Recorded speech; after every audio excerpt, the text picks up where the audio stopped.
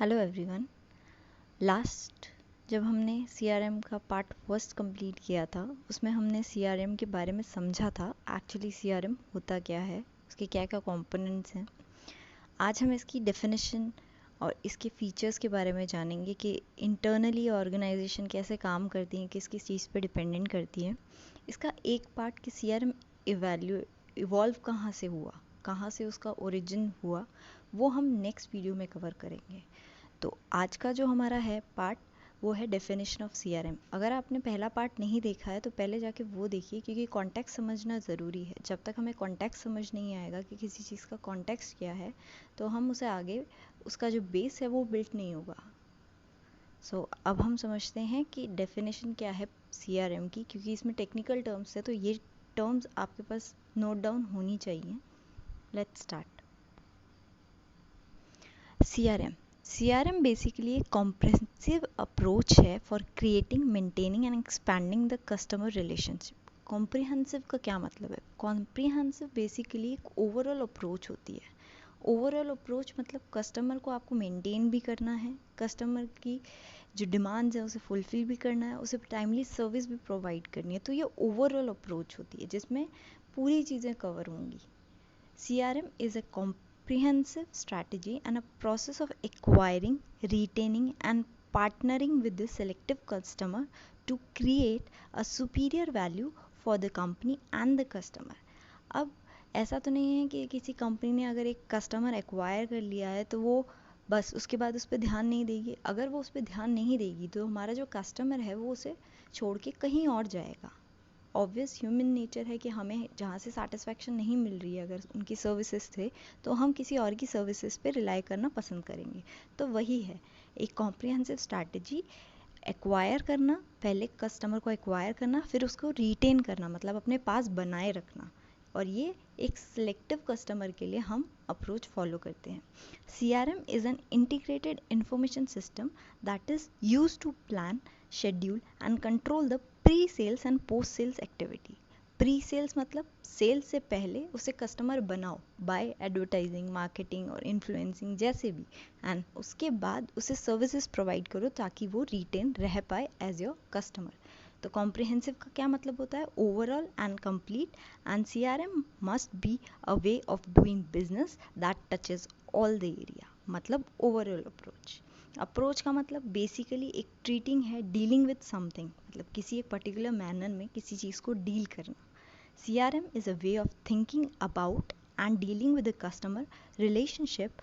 We can also use the word strategy because CRM involves a clear plan. मैंने last video में भी आपको बताया था CRM एक स्ट्रैटेजी है। स्ट्रैटेजी फुल प्रूफ, हमारा डेटाबेस से जो भी सिस्टम निकलता है उससे हम एक फुल प्रूफ प्लान बनाते हैं कि किस तरीके से हमें ये चीज़ एग्जीक्यूट करनी है कि हम कस्टमर्स रिटेन कर पाएँ या नए कस्टमर बिल्ड कर पाएँ अपनी कंपनी के लिए, ताकि हमें प्रॉफिट हो और साथ में कस्टमर सेटिस्फेक्शन भी हो।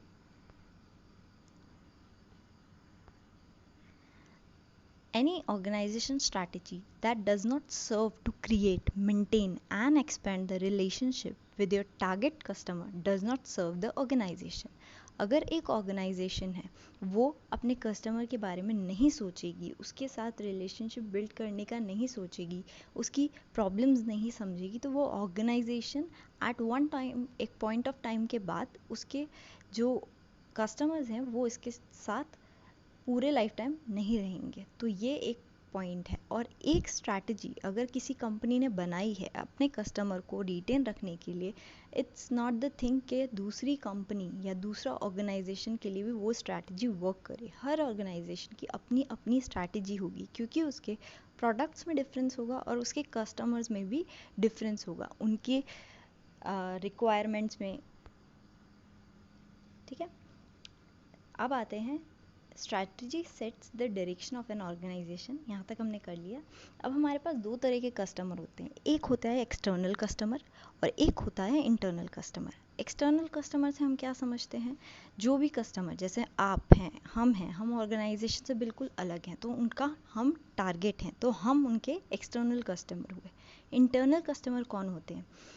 हमारा जो भी डेटाबेस CRM कंपनी इनिशियल में फेज़ में डेटाबेस क्रिएट करती है, उस डेटाबेस से जो एनालिसिस होता है, उस डेटाबेस को आगे कंपनी सेल्स की टीम या मार्केटिंग की टीम या जो अलग अलग टीम्स होती हैं जो कस्टमर को टारगेट करती हैं बेसिकली, उन टीम्स के पास वो डेटाबेस जाता है। तो वो बेसिकली उनके इंटरनल कंज्यूमर्स हुए, वो उनके इंटरनल कंज्यूमर हो गए, क्योंकि उनका डेटाबेस का जो भी यूसेज है वो उनके इंटरनल एम्प्लॉयज़ कर रहे हैं ताकि वो एक्सटर्नल कस्टमर को सेटिस्फाई कर पाएँ। तो इंटरनल एक्सटर्नल कस्टमर्स कौन होते हैं? Those outside the organisation who buy the goods and the services the organisation sell. And internal customer, a way of defining another group inside the organization whose work depend upon the work of your group। मतलब initial stage पे जो भी analysis हुई है उसको आगे sales या marketing team को देना ताकि वो अपना काम कर पाए, मतलब अपने दूसरे ग्रुप को देना। Therefore they are your customers, if your responsibility to deliver what they need so they can do their job properly. यहाँ तक समझ आया? आगे चलते हैं। कंसेप्ट एंड कॉन्टेक्स्ट क्या है रिलेशनशिप बिल्डिंग का? Context, customer relationship management is a technique of providing information to the prospect and the customer and collective information about the prospect and the customer that allows us to help them evaluate the purchase product that delivers the best possible value to them।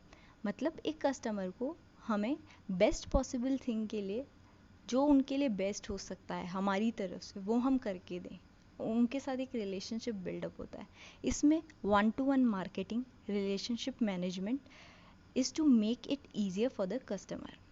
Marketing and sales people have many opportunities to influence customer purchase decision। अब ये कैसे होता है? आपने कई बार देखा होगा कि आपने कुछ चीज़ परचेज़ की या आप आजकल ऑनलाइन देखते होंगे, आपको कोई रिक्वायरमेंट है और आपने उसको गूगल पे सर्च कर लिया, तो जब भी आप कोई भी अनदर गूगल पेज या कुछ भी खोलेंगे तो वहाँ आपको कुछ सजेशंस आते हैं जो सिमिलर होते हैं। तो ये हमारे इंटरनेट का एक सिस्टम होता है कुकीज़, जहाँ हमारा हम जो भी सर्च करते हैं वो स्टोर होता है, ताकि ये डेटाबेस उठा के वो लोग सर्च करते हैं कि हमारी रिक्वायरमेंट्स क्या हैं, उसी तरीके से हमें सजेशंस आते हैं। तो सेम ये 1-to-1 मार्केटिंग रिलेशनशिप बिल्डिंग। अब आपने कोई भी इंश्योरेंस कंपनी की बात कर लेते हैं, तो इंश्योरेंस एजेंट आपके पास आता है, आपको पूरी स्कीम समझाता है, आपको ये बताता है ये इतना ईजी है, ये ऐसे है। तो ये पूरा एक 1-to-1 मार्केटिंग होती है। आगे पढ़ते हैं। Customer relationship management has become a popular name for a variety of software tools and techniques aimed at attracting and retaining customer. अब यहाँ सिर्फ कस्टमर को अट्रैक्ट करके सिर्फ कस्टमर बनाना नहीं, उसे रिटेन करना भी ज़रूरी है अपने लाइफ टाइम के लिए, जैसे मैंने आपको इनिशियल उसमें समझाया। The concept of relationship management with respect to the customer to get the efficiency and responsiveness. मतलब कस्टमर के लिए कॉस्ट अफेक्टिव भी होना चाहिए और आपको उसको सर्विस भी टाइमली प्रोवाइड करनी चाहिए।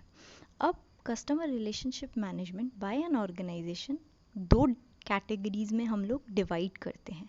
एक हमारा एक्सटर्नल रिलेशनशिप और एक हमारा होता है इंटरनल रिलेशनशिप। अब ये समझते हैं कि हम एक्सटर्नल और इंटरनल रिलेशनशिप होते क्या हैं। The two major external stakeholders of the business are customers and suppliers।